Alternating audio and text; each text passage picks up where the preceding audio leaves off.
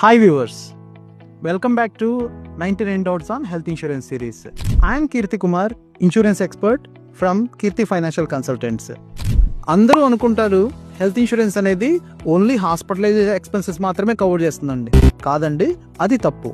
Health insurance అనేది pre hospitalisation, post hospitalisation, ambulance charges and day care treatments అన్నిటిని కూడా మనకి హాస్పిటలైజేషన్ ఎక్స్పెన్సెస్తో పాటు కవర్ చేయడం జరుగుతుంది.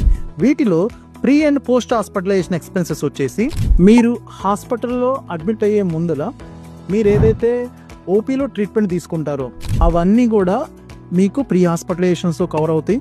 అలానే హాస్పిటల్ నుంచి డిశ్చార్జ్ అయిన తర్వాత మీకు కంటిన్యూస్గా చెకప్స్కి ఏదైతే మీరు హాస్పిటల్ విజిట్ చేయడం జరుగుతుందో అవి కూడా మీ పాలసీలో కవర్ అవుతాయి. కానీ ఇక్కడ మీ పాలసీ యొక్క టర్మ్స్ అండ్ కండిషన్స్ని బట్టి మినిమం 60 రోజుల ముందు నుంచి ప్రీ హాస్పిటలైజేషన్, మ్యాక్సిమం ఒక 180 రోజుల వరకు పోస్ట్ హాస్పిటలైజేషన్ కవరేజ్ అనేది మీ పాలసీ టర్మ్స్ అండ్ కండిషన్స్ మీద డిపెండ్ అవడం జరుగుతుంది.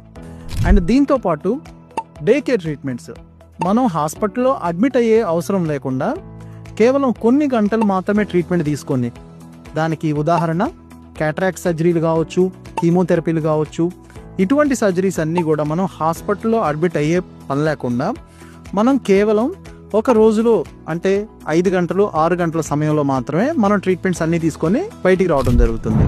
అలానే అంబులెన్స్ ఛార్జెస్ మనం ఇంటి నుండి హాస్పిటల్ వెళ్ళటానికి, లేకపోతే ఒక హాస్పిటల్ నుంచి ఇంకో హాస్పిటల్కి వెళ్ళటానికి అంబులెన్స్ ఛార్జెస్ అన్నీ కూడా మీ పాలసీని బట్టి, మీ పాలసీ యొక్క టర్మ్స్ అండ్ కండిషన్స్ని బట్టి కవరేజ్ అనేది ఇవ్వడం జరుగుతుంది.